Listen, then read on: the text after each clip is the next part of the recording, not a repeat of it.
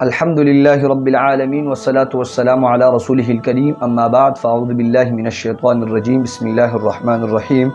ومن الناس من یشتری لهو الحدیث لیضل عن سبیل اللہ بغیر علم ویتخذها ہزوا اولئک لهم عذاب مہین صدق اللہ العلی العظیم۔ محترم سامعین، آج ہم اس موضوع پر بات کریں گے کہ موسیقی یا گانا بجانا یہ کیسا ہے، شریعت کے اعتبار سے یہ کیسا ہے۔ تو شریعت کے اعتبار سے اس کا حکم حرمت کا ہے کہ گانا بجانا، اسی طرح ڈول وغیرہ بجانا اور موسیقی، آلات موسیقی، سب چیزیں جو ہے نا یہ حرام ہے۔ قرآن اور حدیث سے انشاءاللہ اس پر استدلال کریں گے اور ثابت کریں گے ان سے کہ موسیقی اور گانا بجانا یہ حرام ہے۔ جیسے کہ میں نے آپ لوگوں کے سامنے ایک آیت یہ بیان کی کہ وَمِنَ النَّاسِ مَن يَشْتَرِي لَهْوَ الْحَدِيثِ، تو اس حدیث کے بارے میں علماء اور مفسرین سب بیان فرماتے ہیں کہ یہ جو ہے نا گانے بجانے کے بارے میں آیا ہے۔ نضر بن حارث جو فارس جاتا تھا تجارت کے سلسلے سے، تو یہ مسلمانوں کو اسلام قبول کرنے سے اور اسلام سے لوگوں کو روکتے تھے یہ لوگ۔ تو یہ بندہ نضر بن حارث جاتا تھا فارس اور ان لوگوں کے قصے کہانیاں لے کے آتا تھا وہاں سے اور لوگوں کو وہ سناتا تھا قرآن کے مقابلے میں، اور پھر بولتے کہ یہ بتاؤ کہ یہ قصے اچھے ہیں یا یہ۔ اسی طرح بعض لوگ جو ہے نا وہ جب مسلمان ہوتے تھے تو ان لوگوں کو اپنے گھر لے جاتا تھا اور یہ وہاں سے اس جگہ سے باندی وغیرہ لے کے آتا، ناچ گانے والیاں لے کے آتا اور وہ گانے وغیرہ جنہوں ان کو سنا دیتا، تو پھر ان سے پوچھتا کہ یہ بتاؤ اسلام کا جو قرآن ہے، اسلام ہے، یہ اچھا ہے یا یہ گانے ناچ۔ تو اگر ہم دیکھیں تو گانا اور ناچ کو اگر دیکھا جائے تو وہ تو وقتی طور پر لذت جو انسان کو حاصل ہو جاتی ہے، تو اس لیے لوگ بھی اسلام سے رک جاتے تھے۔ تو اس کے بارے میں اللہ تعالیٰ نے گانے بجانے کے بارے میں اللہ تعالیٰ نے یہ آیت نازل فرمائی ہے وَمِنَ النَّاسِ، اور لوگوں میں سے بعض وہ ہے مَن یشتری لهو الحدیث، جو کھیل کے باتوں کو خریدتے ہیں۔ تو لہو الحدیث کی تشریح میں علماء کرام نے فرمایا کہ اس میں ہر باطل چیز جو اللہ تعالیٰ کی یاد سے اور انسان کو اچھی اور نیکیوں سے جو وہ غفلت میں ڈال دے تو یہ لہو الحدیث ہے۔ تو گانا بجانے کو اگر ہم دیکھیں یہ بھی لہو الحدیث میں سے آتا ہے، انسان کو غافل کر دیتا ہے، نفاق دل میں جو ہے نا اگاتا ہے۔ تو اس لیے قرآن سے بھی یہ ثابت ہے کہ گانا بجانا یہ حرام ہے اور اس کے حرمت پر یہ قطعی دلیل ہے۔ تو لہو الحدیث کے بارے میں حضرت عبداللہ بن مسعود رضی اللہ عنہ نے بھی فرمایا ہے کہ اس لہو الحدیث سے مراد گانا بجانا ہے۔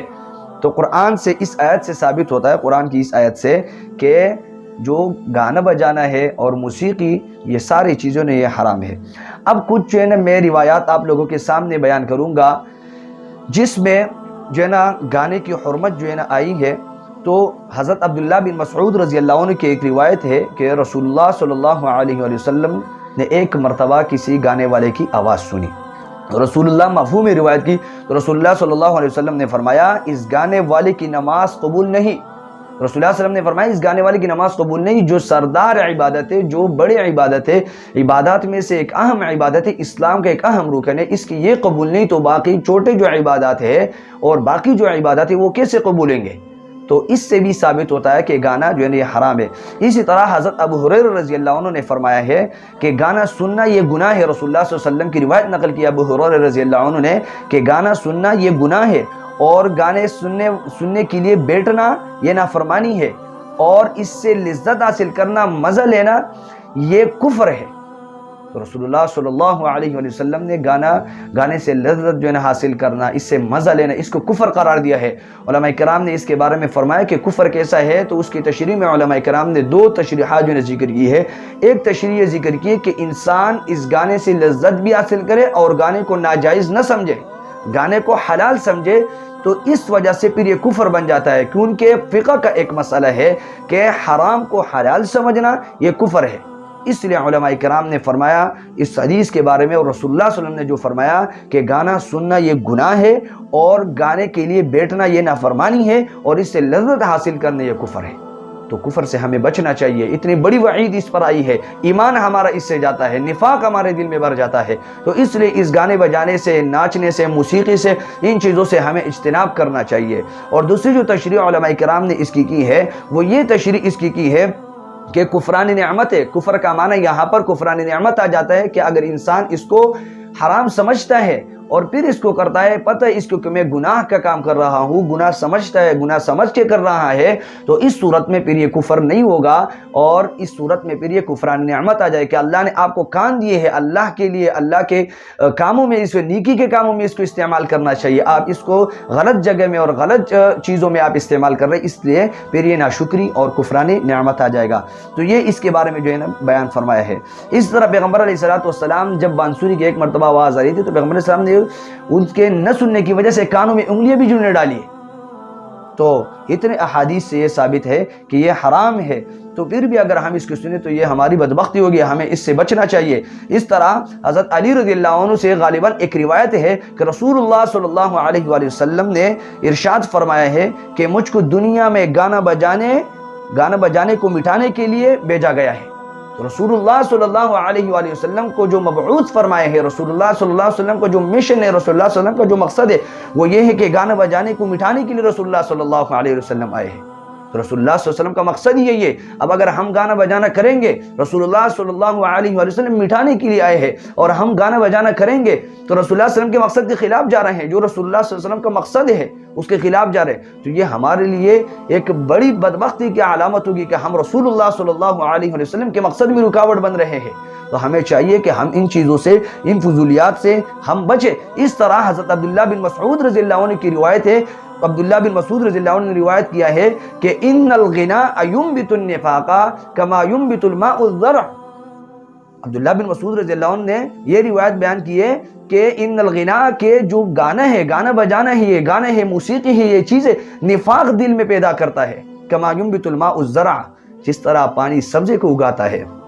تو کیونکہ آپ اگر دیکھیں ظاہر میں تو یہ مسلمان ہوتا ہے، اور لیکن جو ظاہر میں تو ہمیں یہ مسلمان لگتا ہے، لیکن اور کام یہ کیا کرتا ہے؟ یہی تو جو ہے نا منافقت ہے، نفاق ہے۔ ہم اس کو دیکھیں تو اس لیے گانا جو ہے نا بجانے سے بچنا چاہیے۔ ایک سب سے بڑی وعید اور سب سے خطرناک وعید سنا دو، اس پر ایک روایت میں آتا ہے قیامت، رسول اللہ صلی اللہ علیہ وآلہ وسلم نے فرمایا کہ قیامت کے قریب میرے امت کے کچھ لوگوں کی صورتیں بندر اور خنزیروں کے شکل میں تبدیل کی جائیں گی۔ صحابہ نے عرض کیا یہ کون لوگ ہوں گے؟ رسول اللہ صلی اللہ علیہ وسلم اور صحابہ نے جو رسول اللہ صلی اللہ علیہ وسلم سے جب عرض کیا کہ یہ لوگ کون ہوں گے اور یہ غیر مسلم ہوں گے، یعنی مسلمان نہیں ہوں گے، رسول اللہ صلی اللہ علیہ وسلم نے فرمایا نہیں، مسلمان ہی ہوں گے، ایمان پر ہوں گے، اسلام پر ہوں گے، روزے رکھیں گے، نماز پڑھیں گے، نفلیں جو ہے نا کریں گے، مسلمان ہی ہوں گے۔ رسول اللہ صلی اللہ علیہ وسلم نے فرمایا، روایت کی یہ مفہوم ہے کہ وہ لوگ بالکل مسلمان ہوں گے لیکن پھر بھی کیا کریں؟ تو صحابہ نے فرمایا یہ گناہ، پھر بھی یہ گناہ کریں گے یہ؟ تو رسول اللہ صلی اللہ علیہ وسلم نے فرمایا وہ بس صرف گانا بجانا اور ان چیزوں کے شوقین ہوں گے، اور گانا گانے والی عورتوں کی جو ہے وہ عادی ہوں گے، شراب جو ہے پئیں گے وغیرہ۔ اور فرمایا رسول اللہ صلی اللہ علیہ وسلم نے مفہوم ہے کہ ایک رات وہ گانا بجانے میں مصروف ہوں گے، اور پوری رات جب وہ گانا بجانے میں مصروف ہوں گے، جب صبح ہوگی تو ان لوگوں کی شکلیں خنزیر اور بندر جیسے ہو جائیں گی، خنزیر اور بندر کی شکلوں میں جو ان کی شکلیں تبدیل ہو جائیں گی۔ کتنی بڑی وعید ہے! علماء کرام نے اس کے دو تشریحات کی ہے کہ اس کی شکل جو بندر اور خنزیر میں تبدیل، جیسے بنی اسرائیل کے قوم کی جو ہے نا ان سے بندر جو ہے نا بن کے اللہ تعالیٰ نے بنایا تھا، اس طرح خنزیر ان سے بنایا تھا، اس طرح ان لوگوں کو بھی جو ہے نا اللہ تعالیٰ جب یہ لوگ گانے میں مصروف ہوں گے قرب قیامت ان لوگوں کے شکل جو ہے نا مسخ کر دیے جائیں گے اور یہ لوگ بندر اور خنزیر بن جائیں گے۔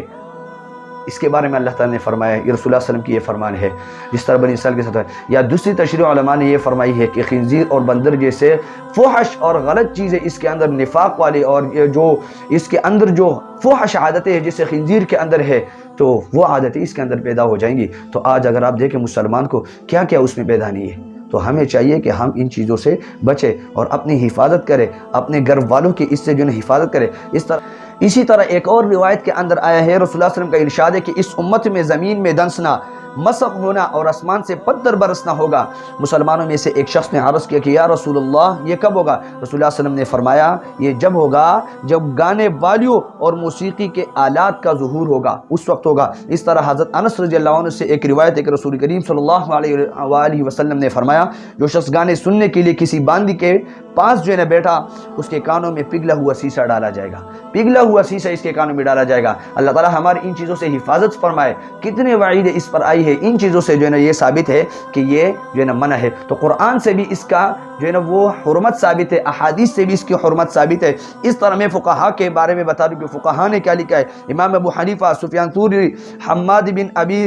سلیمان، ابراہیم نخعی، امام شعبی، تمام علماء کوفہ اور تمام علماء بصرہ کے نزدیک گانا بجانا بالاتفاق حرام ہے۔ اس طرح امام مالک رحمۃ اللہ علیہ اس کے بارے میں پوچھا گیا ان سے، تو انہوں نے فرمایا یہاں کے فاسق اور